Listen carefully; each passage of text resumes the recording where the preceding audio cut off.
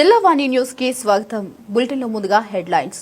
కాకినాడ జిల్లా ప్రతిపాడు నియోజకవర్గం బొద్దిరెడ్డి గోపి నివాస వద్ద నూతన సంవత్సర వేడుకలు. ఏలేశ్వరం పట్టణ టీడీపీ నాయకులు బొద్దిరెడ్డి గోపి నివాస వద్ద నూతన సంవత్సర వేడుకలు ఘనంగా నిర్వహించారు. ఉదయం నుండి బొద్దిరెడ్డి గోపి యువసేన సభ్యులు, గోపి అభిమానులు, టీడీపీ శ్రేణులు, నగర పంచాయతీల పరిధిలో పలు శాఖల అధికారులు గోపికి నూతన సంవత్సర శుభాకాంక్షలు తెలిపారు.